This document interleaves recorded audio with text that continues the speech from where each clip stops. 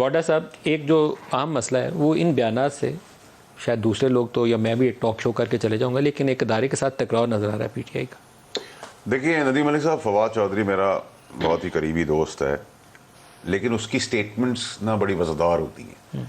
وہ کہہ رہا ہے کہ عمران خان صاحب سے بھی غلط بیانات دلوائے جا رہے ہیں، جو میرا موقف 6 مہینے پہلے تھا. وہ کون دلوا رہا ہے سر؟ دیکھیں میں یہ تو کہہ رہا ہوں، اس باجوہ صاحب کی رجیم کے دوران بھی کچھ لوگ بینیفیشری تھے، پولیٹیکلی بھی اور ادروائز بھی، اسٹیبلشمنٹ کے اندر بھی. وہ بینیفیشریز آج بھی دونوں طرف ہیں، ٹھیک ہے جی. اور سب کے اپنے مقاصد ہیں، کچھ مقاصد کسی کے فیل ہو گئے ہیں، کچھ کے رہ گئے ہیں، ٹھیک ہے جی. اب پرابلم یہ آ رہی ہے کہ جو آپ فواد چودھری کی بات کو اگر آپ سمجھیں تو عمران خان صاحب سے یہ سٹیٹمنٹ، اور میں بھی اس کا بلیور ہوں کہ عمران خان صاحب سے پھر میں وہی کہوں گا، پھر آپ لوگ کہیں گے میں ان کی سائڈ لیتا ہوں، کہ وہ سادے آدمی. عمران خان صاحب جو ارشد شریف کا جس نے کروایا ہے ارشد شریف کا کیس، وہی عمران خان صاحب کی فائرنگ میں بھی ملے گا آپ کو.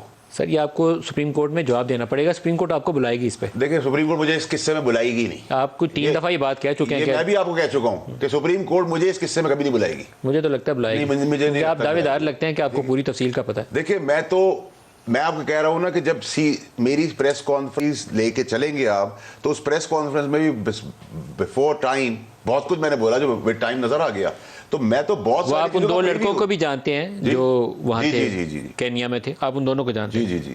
ان کا فون کدھر گیا، کس نے باجوہ صاحب کو انفارم کیا، کہانی وہاں سے شروع ہوگی. اور دبئی میں کون سے آدمی نے اس سے آ کے ملاقات کی، وہ کس کا پوائنٹی تھا، پھر دبئی سے اس کو فیسیلیٹیٹ کروا کے وسیع صاحب کے تھرو سری لنکا پہنچایا گیا، اس میں کس کا کردار تھا. سر ابھی جو یہ ٹکراؤ ہے، بہت کچھ، جب اس کا خون ایسے نہیں جائے گا. جو آج آئی ایس پی آر کا بیان ہے، کیا یہ انڈیکیشن نہیں ہے کہ اس وقت ملٹری اسٹیبلشمنٹ اور پی ٹی آئی آمنے سامنے نظر آ رہے ہیں؟ دیکھیں عمران خان صاحب پھر نہیں سمجھ پا رہے یہ ٹکراؤ ہے کہ نہیں. یہ وہ ٹکراؤ کو دعوت دے رہے ہیں. یہ ٹکراؤ نہیں ہے ابھی.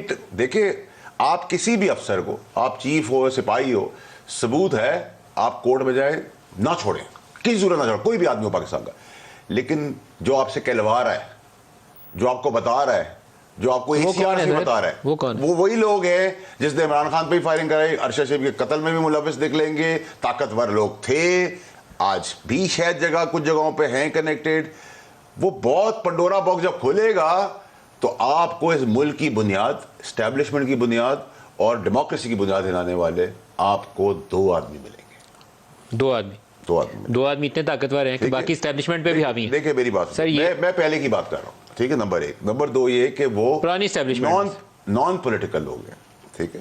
اور ان کے جو بینیفیشریز ہیں وہ میری پارٹی میں موجود ہیں. 2 غیر سیاسی طاقتور لوگ جو سابقہ اسٹیبلشمنٹ سے تعلق رکھتے تھے. دوسرے کو تو میں 1.5 ہی مانتا ہوں، چلے شاید سابقہ اسٹیبلشمنٹ سے منسلک تھے. وہ آپ سمجھتے ہیں کہ وہ بڑے طاقتور تھے اور ان کی بنا کے اوپر یہ سارا کچھ ہو رہا ہے. 2 آدمی صرف. بیسڈ پلان، ایگزیکیوشن، پاور، منی، کرپشن، ڈیموکریسی، اسٹیبلشمنٹ، جوڈیشری.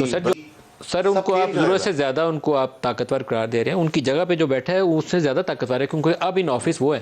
دیکھیں سر، جب تک آپ ملک کی ساخت، ملک کے اداروں کو تماشا بنانے والے، پولیٹیسائز کرنے والے، اداروں کو تباہ کرنے والے لوگوں کو اکاؤنٹ فار نہیں کریں گے، ان کی گردن پہ پھندا ڈال کے ان کو نہیں گھسیٹیں گے، تب تک کچھ نہیں ہوگا.